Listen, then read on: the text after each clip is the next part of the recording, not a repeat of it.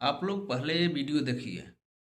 जन्म से ही अपाहिज बच्ची गौसे आजम के एक हुक्म से खड़ी हो गई। कैसे, चलिए जानते हैं। हजरत गौसे पाक का एक मुरीद था जिसकी एक बेटी पैदा हुई जो जन्म से ही अपाहिज थी। उसके हाथ पैर कुछ काम के न थे, जहाँ उसे रखा जाता वहीं पड़ी रहती। कुछ समय यूं ही बीत गया। एक दिन उसकी बीवी ने कहा, आपके पीर साहब बड़े पहुँचे हुए वली हैं, ऐसा करें कि उन्हें अपने घर खाने पर बुला लीजिए, इसी बहाने हम अपनी बेटी के लिए दुआ करवा लेंगे। मुझे पूरा यकीन है कि अल्लाह ताला उनकी दुआ जरूर कबूल करेगा। ये बात शौहर को भी पसंद आई। उसने कहा, ठीक है, मैं कल उनको को दावत के लिए बुलाऊंगा। इधर मियाँ बीवी घर में बैठकर ये बातें कर रहे थे और उधर 15 मील दूर बगदाद शरीफ में हजरत गौसे पाक रहमतुल्लाह अलैह ये सारी बातें सुन रहे थे। अगले दिन वह मुरीद बगदाद शरीफ की तरफ रवाना हुआ और सफर करके गौस पाक रहमतुल्लाह अलैह की खिदमत में हाजिर हुआ। उसने अर्ज किया, हुजूर, मैं आपको दावत देने के लिए आया हूँ, आप हमारे घर तशरीफ लाएं। यह सुनकर गौस पाक ने अपना सर झुका लिया और थोड़ी देर खामोश रहे। फिर कुछ देर बाद फरमाया, ठीक है, मैं कल आ जाऊंगा, तुम जाकर तैयारी करो। मुरीद खुशी खुशी घर लौटा और अपनी बीवी से सारी बात बता दी। फिर मियाँ बीवी दोनों मिलके अच्छी अच्छी गीजा तैयार करने लगे। अगले दिन हजरत गौस पाक अपने कुछ मुरीदों के साथ उनके घर तशरीफ ले आए। घर पहुंचकर गौस पाक ने मुरीद से कहा, जो तुमने हमारे लिए तैयार किया है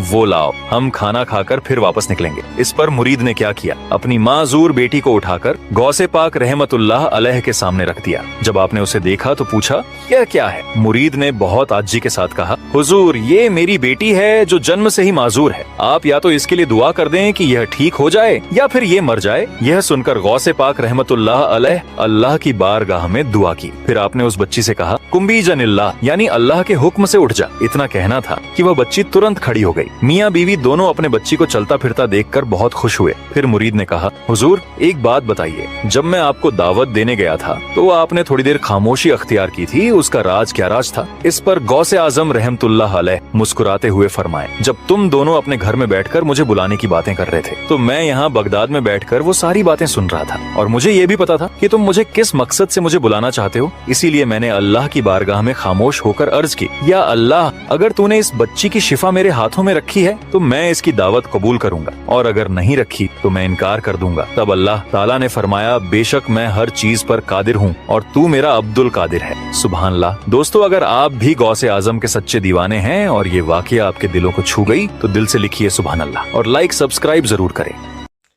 आप लोग पहले ये वीडियो देखिए।